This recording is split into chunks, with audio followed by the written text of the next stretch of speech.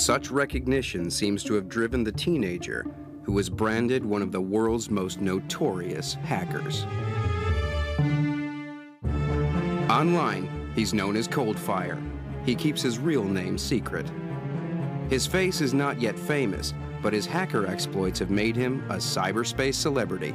Britain's most notorious hacker, and most people who were involved in the hacking community, and a lot of the people that were involved in the security industry would know my name straight away. I'd say I'm still famous in that group of people. Yeah, it feels great. Ask a film star how they feel about being famous.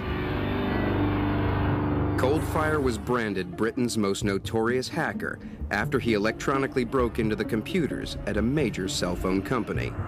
He then rerouted calls from his phone so that they were billed to other people. Obviously, hacking is a criminal offence, and the people that are doing it need to remain anonymous. But not only that, you get a lot of jealousy from the kiddies trying to get up to your level, and they'd want to find out who you are, get more details on you, that sort of thing.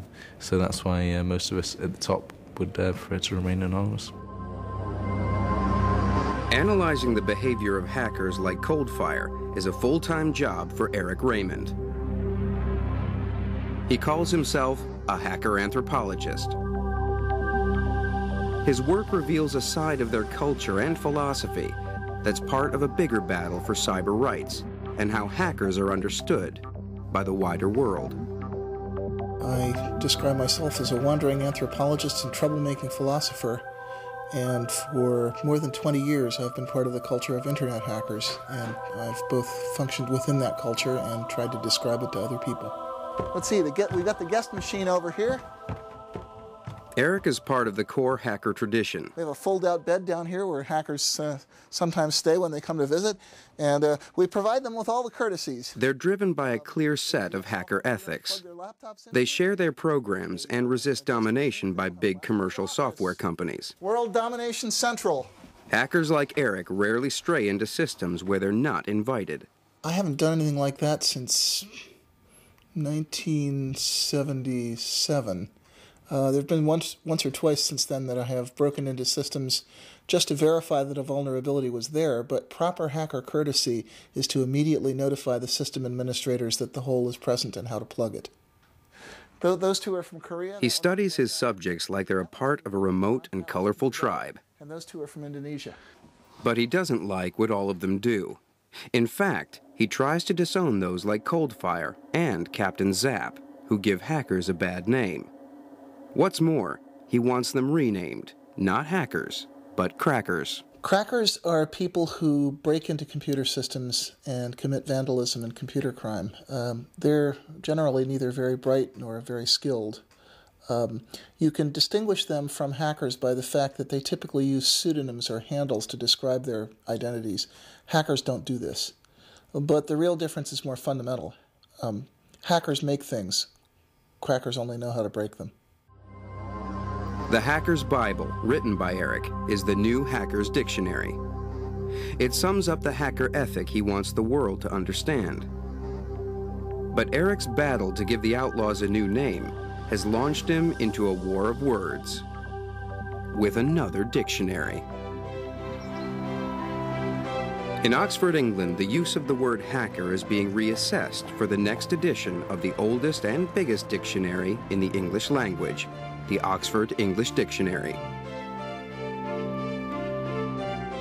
As part of the research, Nick Shearing has Eric's dictionary on his desk, but he's decided to disagree with Eric about what a hacker is. I think most people who use English throughout the world would understand a hacker to be someone who breaks into a computer system. But this is a misuse of the word, according to Eric, and he's determined to fight for his definition. Hackers build software, they maintain the internet. Hackers are the culture that invented the World Wide Web as we know it today.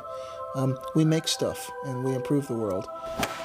It's very hard to make people choose a certain word to describe a phenomenon when there is already a word existing, which unfortunately for people who object to hacker being used is hacker. The culture of internet hackers owns the word hacker and a lot of the slang that's associated with it. And the fact that people outside that culture use it incorrectly is not a warrant to change its meaning. But despite Eric's mission, the exploits of the Black Hats seem to have demonized all hackers. A hacker is somebody who enters the system without authorization. Hackers today are electronic juvenile delinquents. I don't like being confused with a group of people who, by and large, I think are incompetent and unimaginative. Behind his war of words is a hacker battle that's serious. Eric fears for the future of cyber rights if the public fails to learn the difference between hackers and the computer criminals he calls crackers. I think it's important for people to understand that the culture of computer hackers is a benign one. Otherwise, to the extent that we're confused with criminal crackers, we become a justification for bad laws and for censorship and repression.